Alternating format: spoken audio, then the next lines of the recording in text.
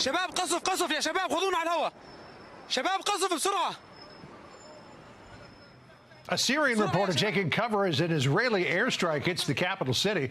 The IDF launching the attack to defend an Arab religious minority that's fighting with government forces in the country. State Department spokesperson Tammy Bruce will join us in just moments, but we begin with Trey Yingst. He's live in Tel Aviv. What is this all about, Trey? Yeah, John, good afternoon. Today, Israel launched a series of airstrikes targeting locations in the Syrian capital of Damascus. Explosions could be seen at a military headquarters and the presidential palace. The bombing came in response to violence that's erupting in Syria's southern province of Suicidal. Videos circulated this week of the Druze minorities being attacked by gunmen who forced some to shave their mustaches and executed others. There's no evidence at this point those gunmen were sent by the Syrian government or part of the current ruling power. Sectarian violence swelled here days ago between Sunni Bedouin tribes who are backed by the Syrian government and Druze factions. These clashes including kidnappings and street fighting.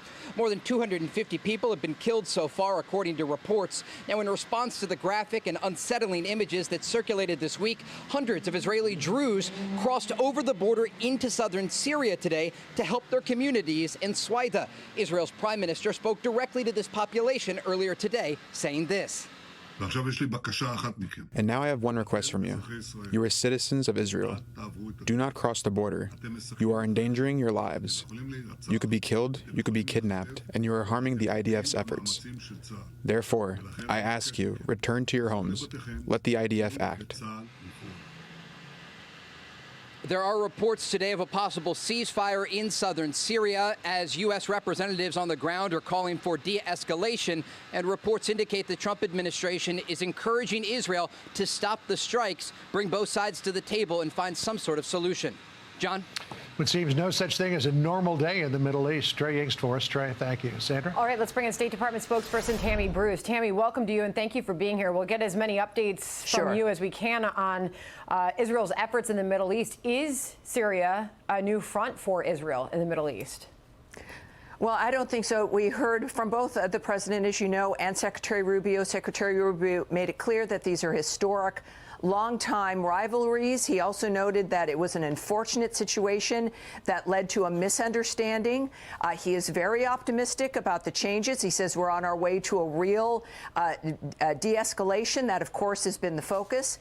It seems to be also successful, that we're working on it. It's moving in that direction. He said, in fact, in the next few hours, we hope to see some real progress in changing the nature of what it is you've been seeing.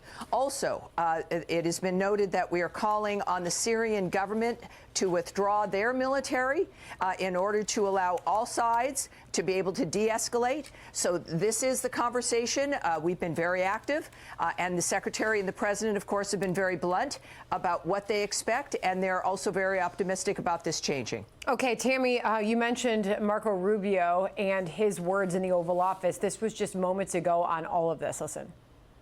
These are historic, long-time rivalries between different groups in the southwest of Syria, Bedouins, the Druze community, and it led to an unfortunate situation and a misunderstanding, it looks like, between the Israeli side and the Syrian side. So we've been engaged with them all morning long and all night long with both sides, and we think we're on our way towards a real de-escalation and then hopefully get back on track. All right, so I'll have you add to that while I also put up this brand new statement on X from the Israeli defense minister, and this was a very short time after these attacks took place, saying the warnings in Damascus have ended. Now painful blows will come.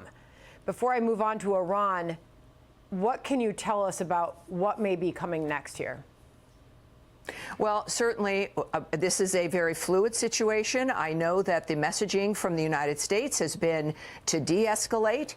I will not speak for the Israeli government or the choices it may make, but clearly they've heard from our government that this is a dynamic that it can change, that it must change.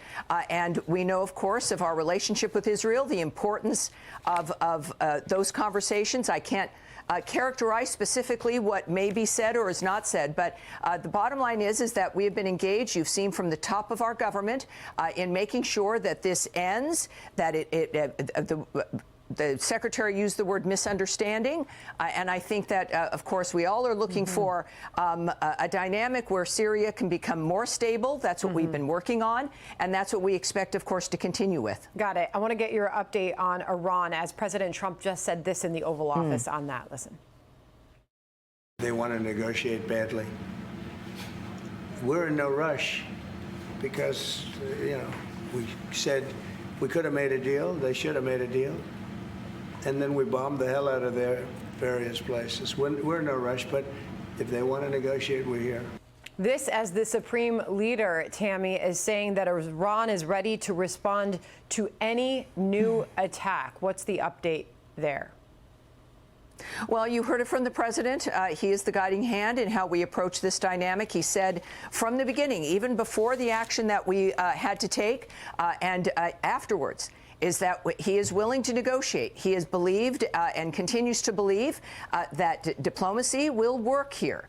Iran clearly must understand that at this point, what their options are. The president noted that the ball is in their court, that we are in no rush, but we are willing absolutely to negotiate. That has been our posture from the start, as indicated and led by President Trump.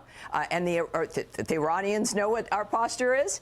And we would expect, of course, when it comes to what they've already been through. The fact of the matter is they should be very grateful that President Trump is as generous of a man as he is because of the nature of what's going on in the Middle East. So, again, he has patience. The government has patience. It's in their court. And I know that he expects them to begin to negotiate because that's in their best interests. Tammy Bruce joining us live there from the State Department today. Thank you for the update. We'll see you again soon, Tammy. Thank you very much. My pleasure. All right. Thank you, ma'am.